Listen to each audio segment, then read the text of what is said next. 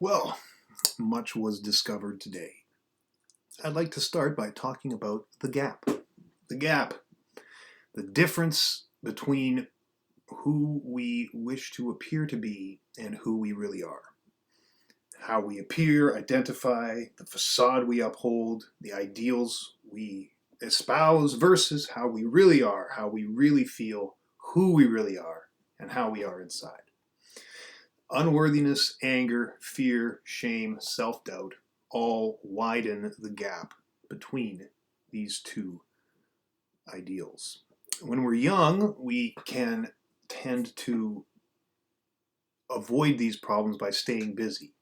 We can focus on what to wear, what to buy, things of that nature, trying to uphold some ideal of ourselves. Whereas when we get to the Middle Ages, we tend to try to acquire things, try to acquire status and to acquire property and other things, again, just to try and uphold this facade in the outer appearance. This eventually leads to crisis and questioning, and hopefully it leads to the breaking of ties and the building of new relationships. And that's what the chapters are aimed to address. In relationships, if we share experiences, then we share emotions. If a pair of people have many negative experiences together, then they're going to have those collective shared negative emotions to deal with, but vice versa for positive. Now, a lot of people deal with the gap through addiction. Material addictions. People use external things to avoid the internal feeling. Substances, gambling, shopping. But due to neurochemistry, it never really works because you always need more and more to achieve the same release. So it is a destructive pursuit. Addictions are fueled by the gap. They're aimed to numb the discontinuity between who we are and who we appear to be. But perhaps even worse is emotional addiction. We are the sum of these memorized emotions that plague the subconscious. And so the secret is to unmemorize.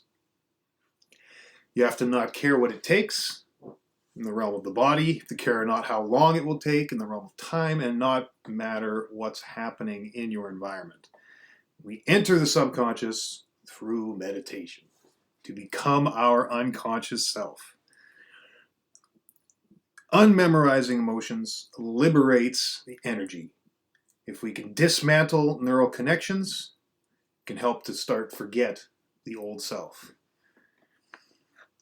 In Tibetan, meditate means to become familiar with, and in Sanskrit, it means to cultivate oneself. And both are very interesting takes. Neurons that don't fire together no longer wire together. Now, there's a lot about brain waves. 5 different types of brain waves. The low-level delta brain waves, which occur mostly when we sleep, which is what young children almost exclusively live in. Then the twilight between sleeping and waking, we get theta waves, into the creative and imaginative waves that are represented by alpha waves. And as we increase frequency, we get to beta waves, which are mostly activated during higher cognitive thought. But they are usually associated with stress because they are higher frequency and they're not associated with the creative and imaginative states of being. Highest in the elevated consciousness are the theta waves, which go 40 to 100 cycles per second or so. Interesting, children tend to evolve from delta to theta, alpha, then to beta. Beta waves not really fully maturing until closer to adulthood.